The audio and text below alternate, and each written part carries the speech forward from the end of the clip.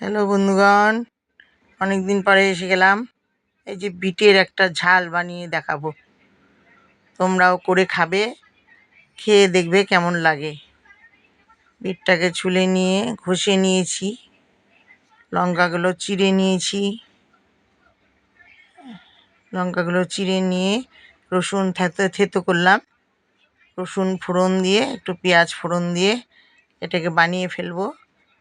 তেল দিয়ে দিলাম কড়াইয়ে, এই যে শুকনো লঙ্কা রসুন ফোড়ন দিয়েছি, এই যে পেঁয়াজ দিয়েছি, একটু নাড়াচাড়া করে এটাকে কিচ্ছু দেব না, কোনো মশলাই যাবে না এর মধ্যে।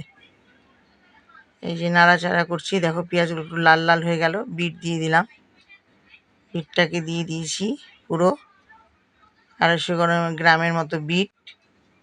হ্যাঁ, 250 গ্রাম বিট দিয়ে দিয়েছি। এই যে নাড়াচাড়া করে এর মধ্যে একটু লবণ দেব। আমার নাতনি একটু ভিডিও করছে।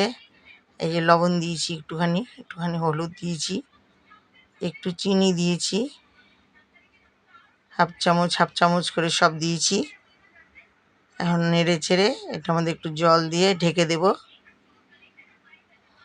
দেখুন কত সুন্দর কালারটা, কি লাল টুসটুস লাল। এই যে শাকটা হয় ভাত মাখলে যেরকম লাল হয়, এই যে জল দিয়ে দিয়েছি, কত সুন্দর কালারটা আসছে। ঢেকে দিলাম, এখন ঢেকে উল্টিয়ে নাড়াচাড়া করছি। নাড়াচাড়া করার পরে এখন এটা যে নামিয়ে নিলাম। কেমন লাগলো বন্ধুগণ, আপনারা খেয়ে দেখবেন, নিজেরাও বানিয়ে গরম গরম ভাতের সঙ্গে সার্ভ করবেন, খাবেন। বাই।